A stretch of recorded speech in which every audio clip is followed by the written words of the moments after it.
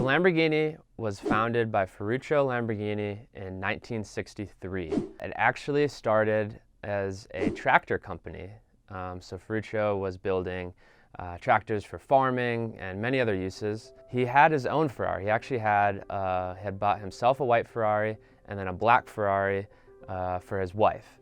After going through like 4 clutch changes, basically every time he needed a new clutch, he had to drive it to the Ferrari factory, get the clutch change, and it cost him a buttload of money.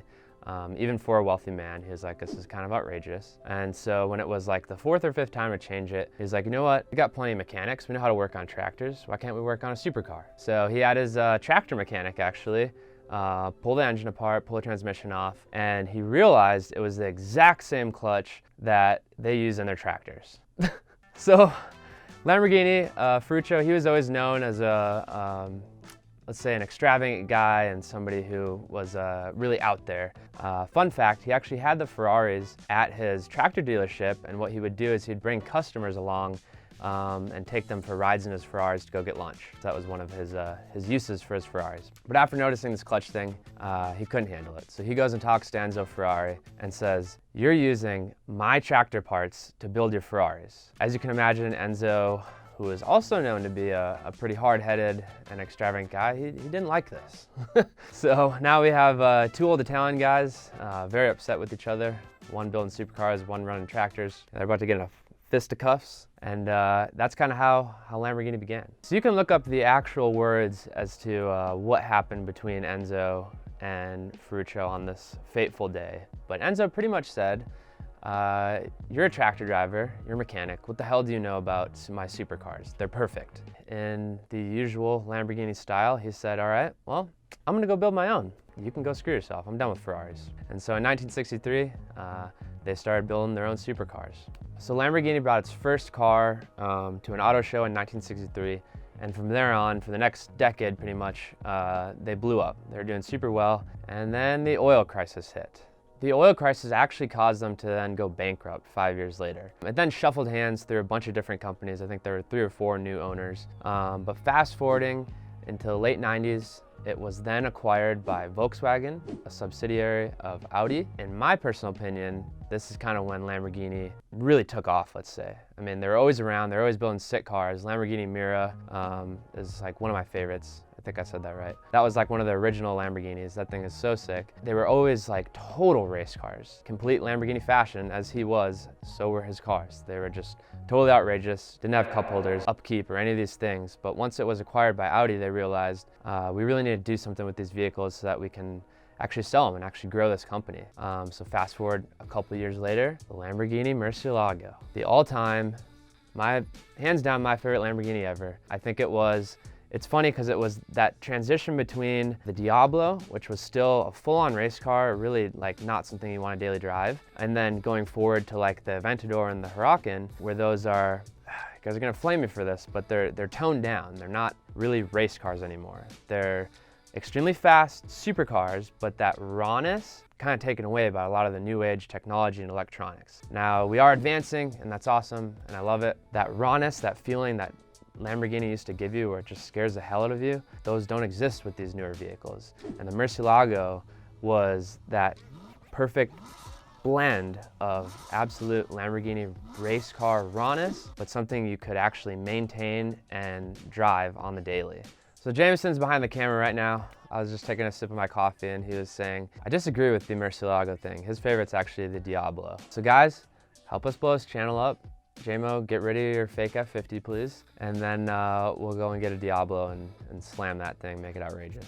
Not fake! It's not fake, he says. After the Murcielago, Lamborghini ended up releasing the Gallardo, which was kind of a smaller, more budget-friendly version of Lamborghini. Still not budget-friendly by any means, right? This is a Lamborghini. It didn't have like the Lamborghini doors. It had a V10 in it. It was actually, I think that's actually more of a daily drivable car. The cockpit's really small though. Then they had to, years later, came out with the Aventador. That was the Murcielago replacement. That's kind of their, premier supercar. V12 has Lamborghini doors, all that great stuff. And then the Huracan, which was the replacement for the Gallardo. V10 doesn't have Lamborghini doors. We talk a lot of crap about Huracans, saying they're fake Lamborghinis. They kind of are, honestly.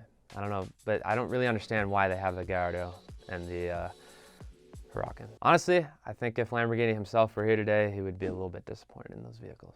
But then, you know what Lamborghini does? They come out with an SUV, and it is the sickest vehicle ever. God, I want one so bad. The Lamborghini Urus, it does not have a Lamborghini doors, but you know what? It's okay, because it's a goddamn SUV. It's the fastest SUV in the world. They gotta make an aftermarket hinge kit, but they just redeem themselves so hard after messing up on these fake V10 wannabe Lamborghinis. Fun fact, they actually did have a pickup truck back in the day. I don't know a whole lot about it, but it was like a Lamborghini pickup truck. I believe they were building for the military, but the military was like, we have freaking Jeeps and Hummers and they're 1/100th of the price, so sorry. Don't quote me on this, maybe 80s, 90s, early 90s. This was still when Lamborghini was not building reliable vehicles and they're trying to build a vehicle for the military. They redeemed themselves with Lamborghini Urus. That thing is so sick. And that's pretty much where we're at today, so 2020. But what do you do when your Lamborghini's stock? You call up the boys over at Liberty Walk. Just a used car sales dealership in Japan by Wataru Kato. So for years he was just running, just selling cars out of it, doing light customization, you know, wheels, tires, body kit accessories, things like that. So Kato's good friend, he had already built him a really crazy Diablo. It wasn't wide body or anything like that, and he loved it, but he said, hey, I need a newer Lamborghini, and I need it to be outrageous. So they ended up putting on like front lip, side skirts, a wing, things like that, and brought it to SEMA, and it was a total fail. And they got no body kit orders. They packed everything up, shipped the car back to Japan, and said, what the hell are we gonna do? So what does Kato do? He goes into the history books, goes to his roots, looks at the Kaido racers, the Bosozoku style, and says, what if we cut the side of this Lamborghini off and put over fenders on it? And that's exactly what they did. They brought it back to SEMA. It was an absolutely huge hit. People were going wild over it. They were like, what did you guys do? Truly love-hate. There's some people that were like, this is outrageous, I hate it. And other people were like, this is outrageous, I love it. Like, you guys just made this car so sick. It's so freaking wide, it's low, has 3-piece wheels, totally awesome. That pretty much, between that and around the same timing, with K Mira from Rocket Bunny and Pandem bringing his wide body FRS there, that really is what started this whole crazy wide body craze. It started, and actually, we're lucky enough to have one of our own. So we ended up meeting, I've told this story a couple times, but for those of you who haven't heard it, we actually ended up meeting Wataru Kato at SEMA, and for whatever reason, I have no idea why. This still blows me away to this day, but Kato was like, I want to build a 21st kit for you guys, a one-off. And again, chills. It's so crazy. Like that is literally what I credit a lot of my career for, and really kind of putting us on the map. And he ended up doing that for us. He picked his favorite pieces from all the different combinations of the Liberty Walk kit, did a couple one-off things, and put this kit together for us, slamming our Lamborghini. So we ended up getting the body kit, putting it on, repainting the car, doing a crazy livery on it, 3-piece wheels, AirX suspension, custom interior, custom exhaust, all sorts of stuff top to bottom, and made it totally outrageous, Liberty Walk style. We ended up bringing it to SEMA 2 times, which was pretty rad. So you guys tell us, did we destroy our Lamborghini, or did we just continue what these guys started, taking these already wild and eccentric Lamborghinis and adding this crazy Japanese flair and Japanese style to them and just making them something that's totally out of this world? Let us know. So, did we destroy our Lamborghini? You be the judge.